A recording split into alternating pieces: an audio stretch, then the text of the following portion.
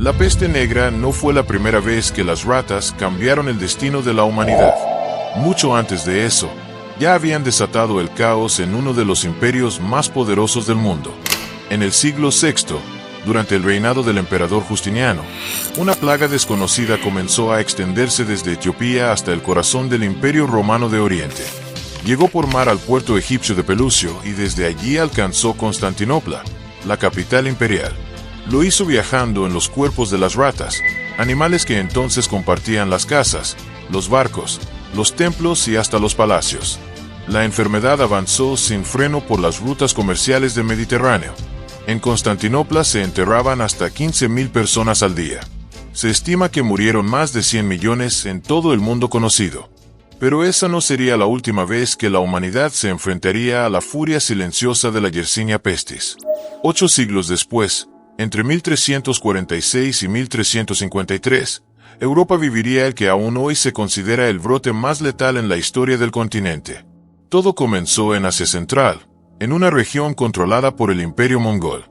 La peste volvió a aparecer, y lo hizo con la misma mecánica mortal: ratas portadoras de pulgas infectadas, contacto humano, muerte. Se sabe que en la ciudad comercial de Kaffa, en Crimea, la peste apareció dentro del campamento de los mongoles que sitiaban la ciudad. Los cronistas relatan que los soldados comenzaron a morir rápidamente. Como último recurso, usaron catapultas para lanzar los cadáveres infectados sobre las murallas. Así comenzó la guerra biológica más antigua de la que se tiene registro.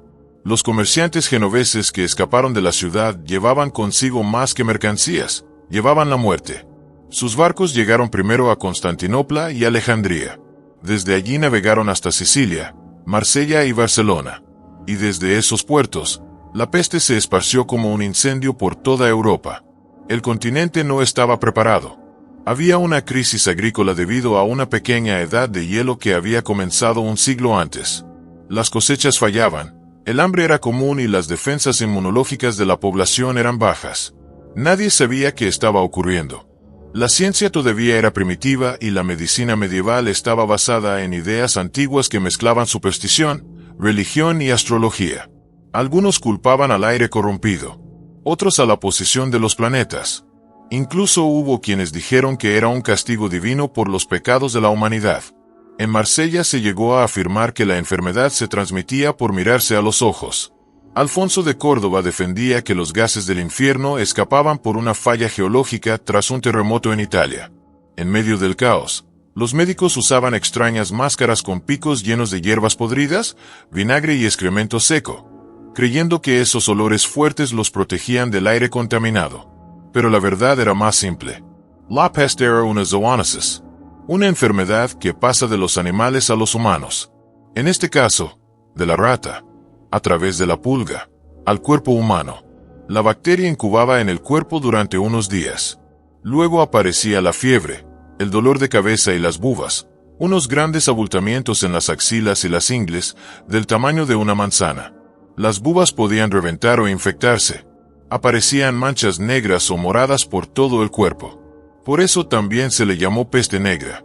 A veces la bacteria pasaba directamente a la sangre, provocando una variante conocida como peste septicémica. En otros casos llegaba a los pulmones, causando la peste neumónica. Ambas eran casi siempre mortales. La mayoría de los infectados moría en menos de una semana. El miedo se extendió incluso más rápido que la enfermedad. En París se enterraban más de 500 personas al día. En Florencia, las calles quedaron vacías. En Londres, los cadáveres eran arrojados a fosas comunes. En muchos pueblos, no quedaba nadie vivo para enterrar a los muertos. Las consecuencias fueron profundas. Murió entre el 30 y el 60% de la población europea.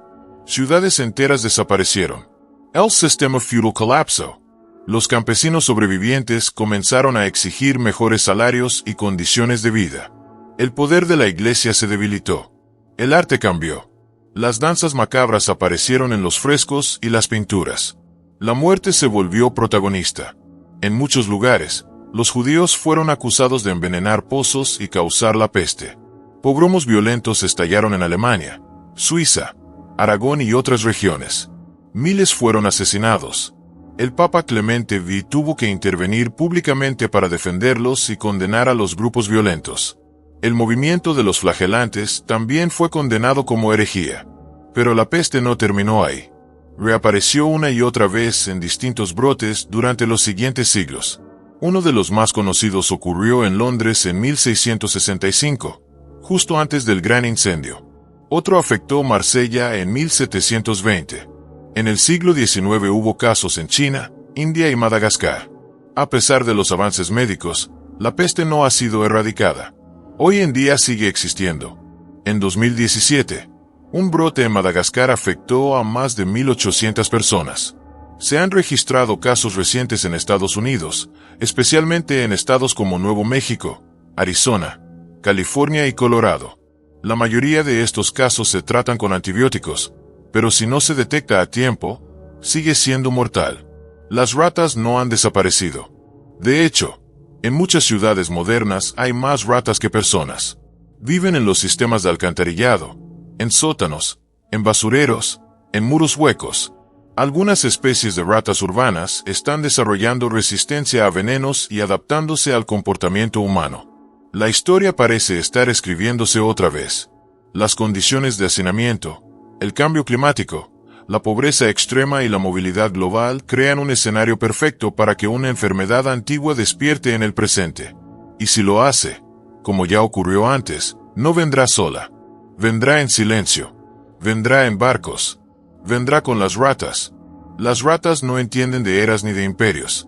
No conocen fronteras, ni obedecen leyes.